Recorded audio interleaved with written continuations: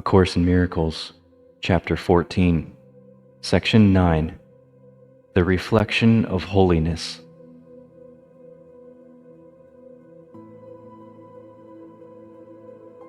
The atonement does not make holy. You were created holy. It merely brings unholiness to holiness, or what you made to what you are. Bringing illusion to truth, or the ego to God, is the Holy Spirit's only function. Keep not your making from your Father, for hiding it has cost you knowledge of Him and of yourself. The knowledge is safe, but where is your safety apart from it? The making of time to take the place of timelessness lay in the decision to be not as you are. Thus truth was made past, and the present was dedicated to illusion. And the past, too, was changed and interposed between what always was and now. The past that you remember never was, and represents only the denial of what always was.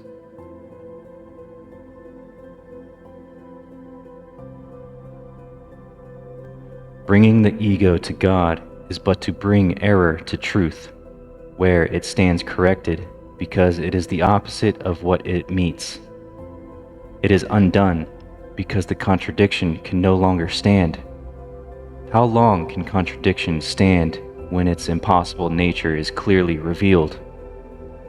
What disappears in light is not attacked.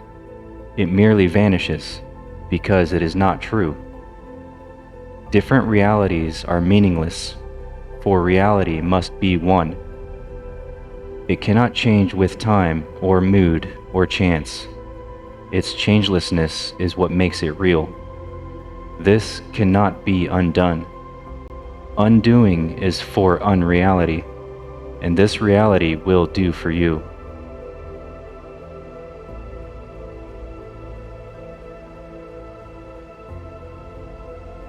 Merely by being what it is, does truth release you from everything that it is not. The atonement is so gentle, you need but whisper to it, and all its power will rush to your assistance and support. You are not frail with God beside you, yet without Him you are nothing. The atonement offers you God. The gift that you refused is held by Him in you. The Holy Spirit holds it there for you. God has not left His altar, though His worshippers placed other gods upon it. The temple still is holy, for the presence that dwells within it is holiness.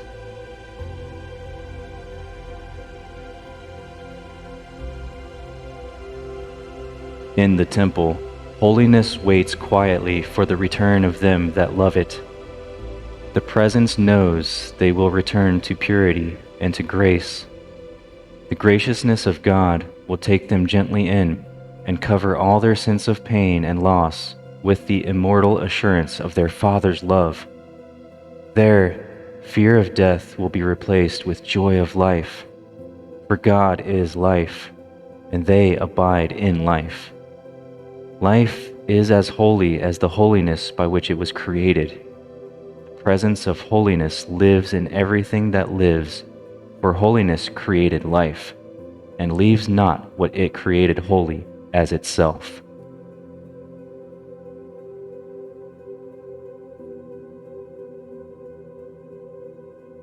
In this world, you can become a spotless mirror in which the holiness of your Creator shines forth from you to all around you. You can reflect heaven here, yet no reflections of the images of other gods must dim the mirror that would hold God's reflection in it. Earth can reflect heaven or hell, God or the ego. You need but leave the mirror clean and clear of all the images of hidden darkness you have drawn upon it. God will shine upon it of Himself. Only the clear reflection of Himself can be perceived upon it.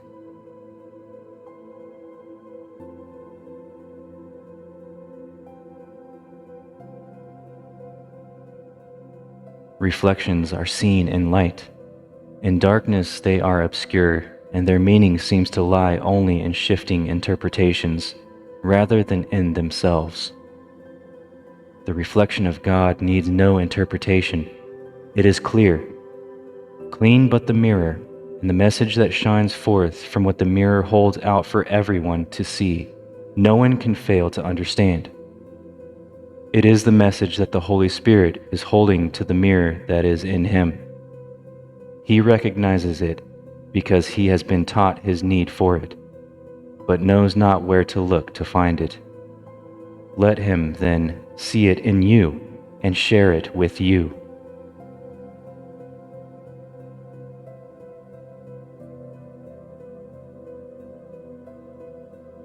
Could you but realize for a single instant the power of healing that the reflection of God shining in you can bring to all the world, you could not wait to make the mirror of your mind clean to receive the image of the holiness that heals the world. The image of holiness that shines in your mind is not obscure and will not change. Its meaning to those who look upon it is not obscure, for everyone perceives it as the same. All bring their different problems to its healing light, and all their problems find but healing there.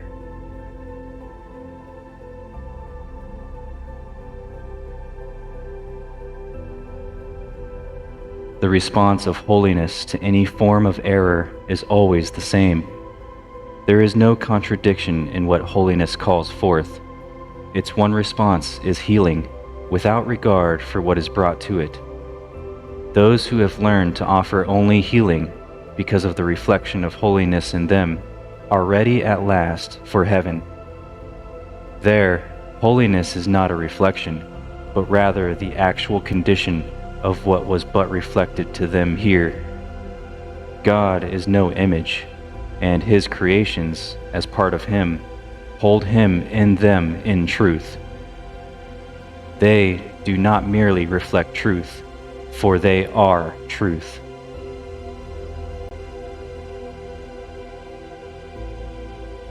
This concludes Section 9.